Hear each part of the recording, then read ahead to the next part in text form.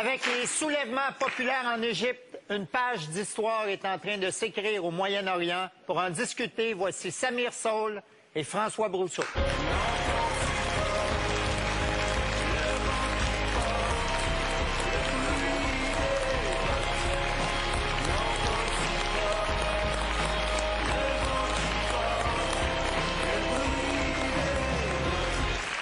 Messieurs, bienvenue à Tout le monde en parle. Bonsoir. Monsieur Saul, vous êtes professeur d'histoire à l'Université de Montréal, spécialisé dans les relations internationales du monde arabe. Monsieur Brousseau, vous êtes chroniqueur international à Radio-Canada et au quotidien Le Devoir. C'est juste. Si le renversement en Tunisie a été qualifié d'étincelle, est-ce qu'on peut dire que la révolte en Égypte, c'est le début de l'incendie? Je pense qu'il faut, pour prendre un peu de recul historique, comprendre un peu l'histoire de l'Égypte et du monde arabe. Je pense que le monde arabe, en général, est en train de vivre aujourd'hui des événements les plus importants depuis au moins une bonne cinquantaine d'années. Une des raisons principales, c'est que l'on voit pour la première fois les peuples arabes entrer dans l'histoire d'une manière très marquée, essayer de terminer le cours de l'histoire comme ils ne l'ont jamais fait auparavant. Nous sommes privilégiés, nous sommes témoins véritablement de l'histoire en grandeur nature, ce que les historiens aiment. On présente l'Égypte comme un joueur incontournable sur l'échiquier du Moyen-Orient. Qu'est-ce qui en fait un pays si influent? D'abord, la population. 80 millions sur environ 230 millions d'Arabes. Donc vous avez à peu près le tiers du monde arabe est en Égypte. Deuxièmement, sa localisation géographique, la place au milieu du monde arabe et au cœur du Moyen-Orient, donc dans l'épicentre de tous les conflits de la région. Et enfin, son influence historique de l'Égypte sont nés divers mouvements de pensée, et des influences politiques très très grandes, de sorte que ce qui se passe en Égypte influence inévitablement l'ensemble du monde arabe. Donc, un chaos prolongé en Égypte pourrait avoir de sérieuses répercussions sur l'économie mondiale, rapidement? En tout cas, sur l'économie égyptienne, certainement. Mais si par contre, ils arrivent à faire, comme ils ont commencé à le faire là, durant la semaine écoulée, une protection spéciale pour le canal de Suez avec des déploiements militaires, vraiment, ils ont sorti la batterie là-bas, là, et pour aussi un oléoduc qui est juste au nord du canal de Suez, si je me souviens bien de ma carte, eh bien, on pourrait avoir encore des bateaux qui circulent et du pétrole qui coule, parce que c'est pas un pays producteur tant que ça. C'est un pays de circulation. C'est pas lui qui produit le sang, mais c'est lui qui le fait circuler. Depuis 1979, les États-Unis fournissent une aide économique et militaire estimée à 2 milliards de dollars par année. C'est quoi les intérêts des États-Unis? Pourquoi ils ont versé autant d'argent à l'Égypte?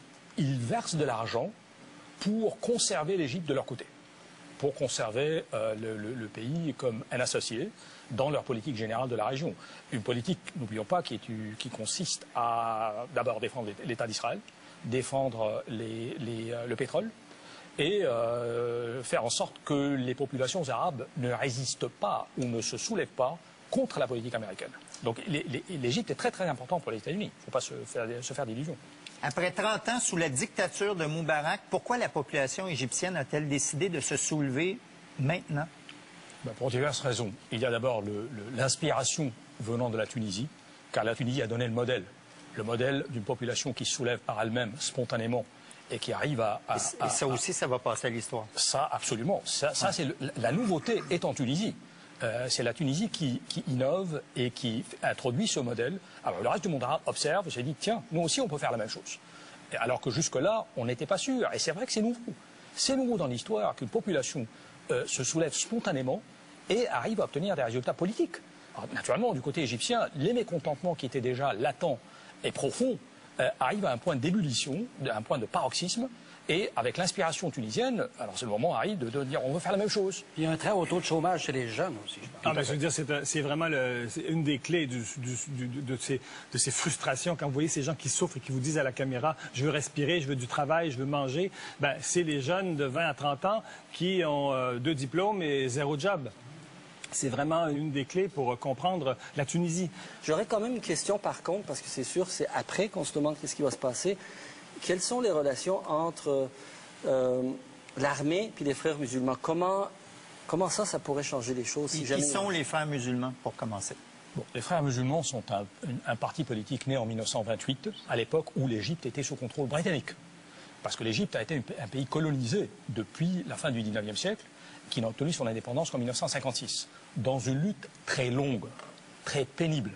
Dès la fin du XIXe siècle, commence alors le mouvement national pour essayer d'obtenir le retrait des Anglais. Alors, les frères musulmans représentent un courant de résistance différent de celui qui était majoritaire.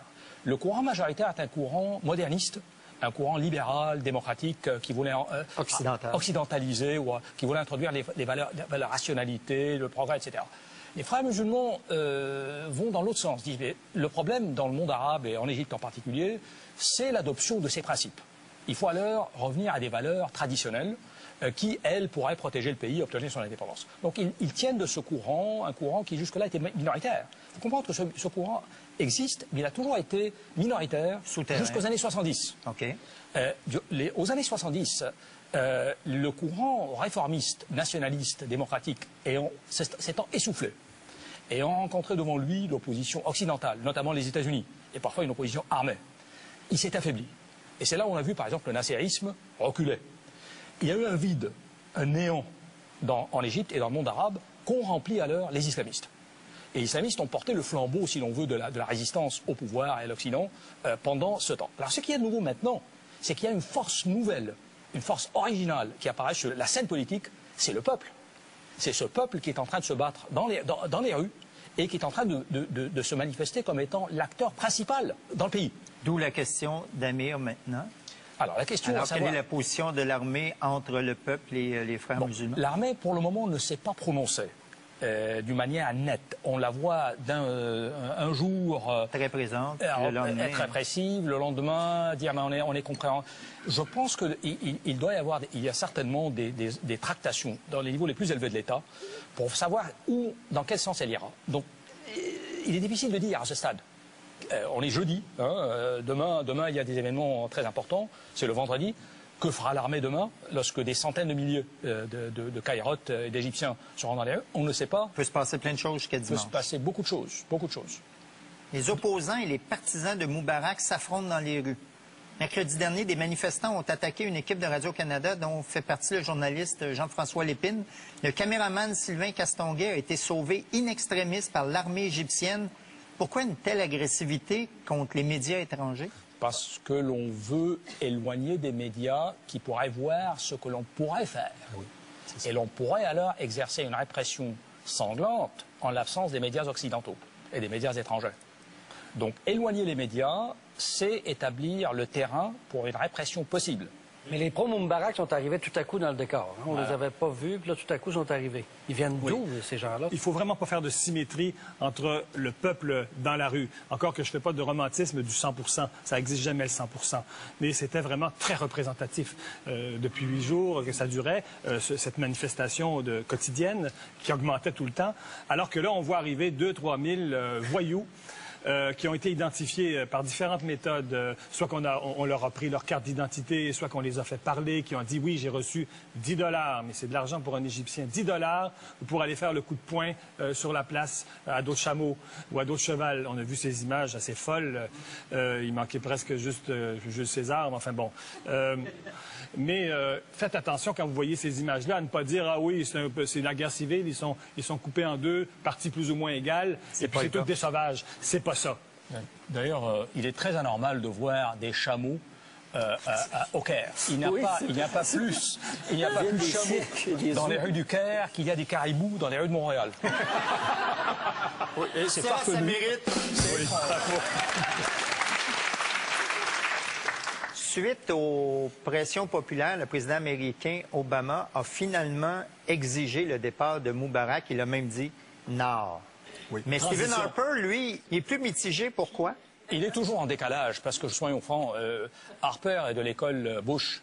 Il est un peu en retard par rapport à l'évolution des... Il a manqué quelques journées d'école aussi. Oui.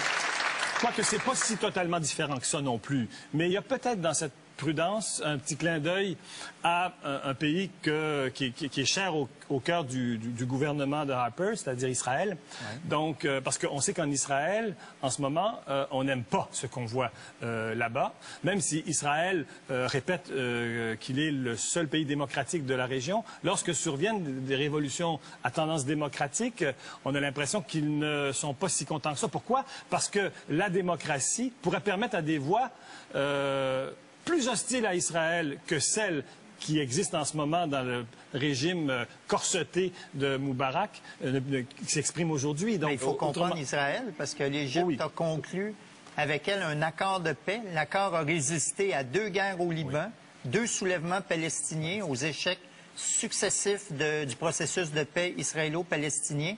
Donc, Israël a peur d'être isolé. Cet accord a permis le pourrissement.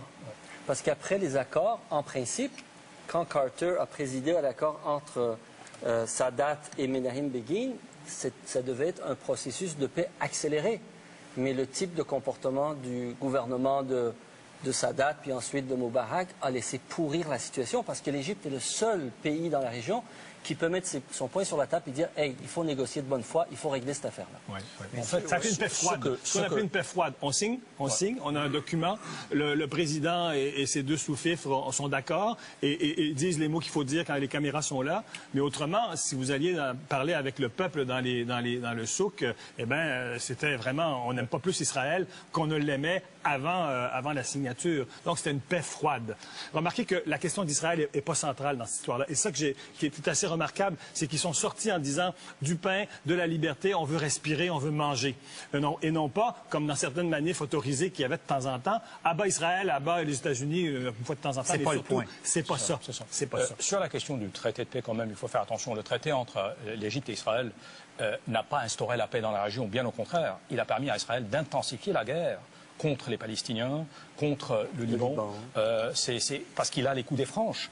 S'il a la sécurité du côté du sud, il attaque au nord avec impunité. Donc le traité entre Israël et l'Égypte n'a fait qu'intensifier le conflit dans la région, plutôt que de le faire reculer et d'établir la paix dans la région. Au Yémen, la population réclame, elle aussi, le départ de son président, le dictateur Ali Abdallah Saleh, en poste depuis 32 ans. En Syrie, on utilise les réseaux sociaux pour organiser, là aussi, les journées de la colère. En Jordanie, des manifestants protestent et exigent des réformes. Et pourtant, ce n'est pas les mêmes régimes politiques.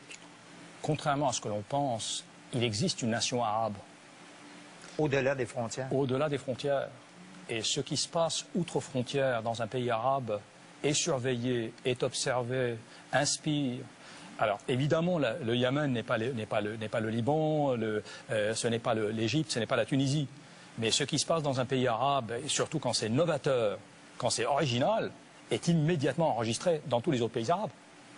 Avec les nouveaux médias sociaux. Oui, c'est la force de la langue commune et des références communes au niveau culturel, au niveau historique. Puis c'est surtout une chose, je pense, c'est que les gens se sont aperçus avec l'exemple de la Tunisie qu'une fois qu'on met de côté la peur, tout est possible.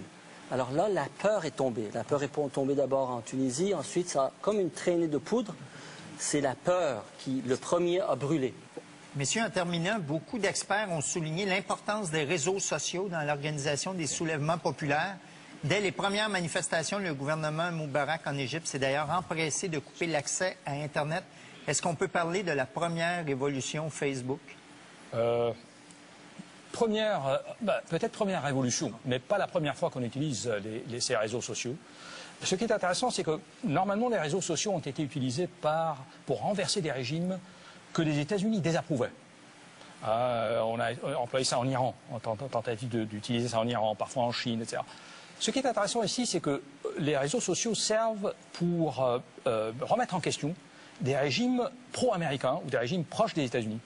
C'est très intéressant, qui montre que cette technologie, contrairement à ce que j'ai pu croire au début, peut être neutre. Elle peut avoir un caractère neutre, donc bipartisane, à la fois pour les pro-occidentaux et les anti-occidentaux. C'est quand même intéressant. C'est vrai qu'effectivement, il y a une nouveauté. Messieurs, merci infiniment de nous avoir éclairés. Est-ce que vous restez avec nous? Merci. Tout de suite après la pause, Ghislain Leblanc.